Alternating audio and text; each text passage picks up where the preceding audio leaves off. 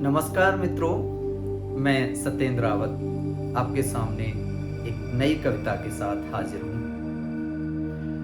जिन हाथों में वंशी थी तो प्रेम की वर्षा हो रही थी, और जब उन्हीं हाथों में सुदर्शन चक्र आ गया तो क्या हुआ, तो लो मैं इसके विषय में बताता हूँ। कविता का शीर्षक है मथुरा से द्वारकाधीश तक। कान्हा जब वृंदावन छोड़कर चले गए तो राधा जी को मिले ही नहीं। तो इसके बाद एक बार श्री राधा जी और कृष्ण जी का स्वर्ग में मिलन हो गया। अचानक एक दूसरे से टकरा गए। विचलित सी कृष्ण और प्रसन्न चित्त सी राधा। कृष्ण विचलित क्यों थे? क्योंकि वे प्रेम को छोड़कर गए थे। और प्रसन्न चित्त राधा क्यों थी? क्योंकि वे प्रेम में डूबी हुई थी। राधा ने सवाल कर दिया, वृंदावन में हमारे साथ नाचते थे और जब द्वारकाधीश बन गए तो लौटे ही नहीं। राधा मुस्काई, कृष्ण शक पकाए। इससे पहले कि कृष्ण कुछ कहते, राधा ने सवाल कर दिया, कैसे हो द्वारकाधीश? जो राधा कृष्ण को कान्हा कान्हा कहकर बुलाती थी, वही राधा कान्हा को आज द्वारकाधीश कह रही है। तो कान्हा अर्थात श्री कृष्ण का हृदय घायल कर गए।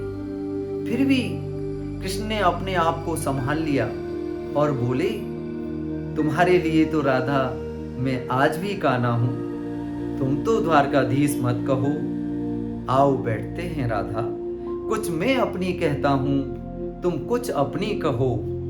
सच कहूं राधा, जब भी तुम्हारी याद आती थी तो इन आंसुओं से अश्रुधारा बहने लगती थी। बोली राधा, मेरे साथ ऐसा कुछ नहीं हुआ, ना तुम्हारी याद आई और ना कोई आंसू बहा।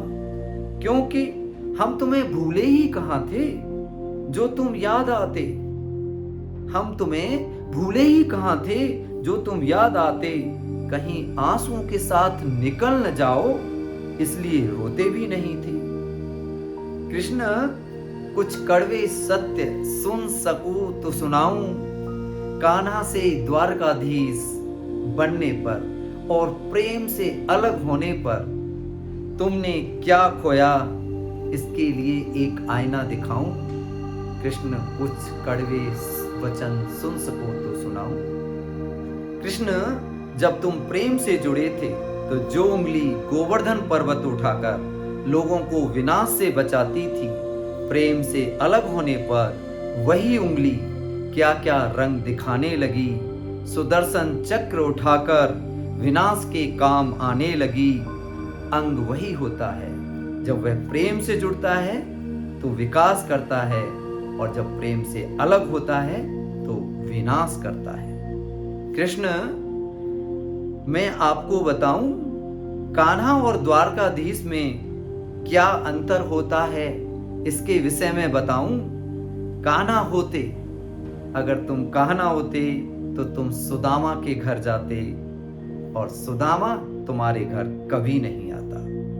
कृष्ण, तुम तो सभी कलाओं के स्वामी हो, गीता जैसे महान ग्रंथ के दाता हो, धर्मशास्त्र के ज्ञाता हो। कृष्ण, कभी सोचा तुम इस तरक्की में कितने पिछड़ गए? कृष्ण, कभी सोचा तुम इस तरक्की में कितने पिछड़ गए? यमुना के मीठे पानी से जिंदगी शुरू की थी और समुद्र के खारे पानी तक पहुंच गए। एक उंगली पर चलने वाले सुदर्शन चक्र पर भरोसा कर लिया, और 10 उंगली पर चलने वाली बांसुरी को भूल गए।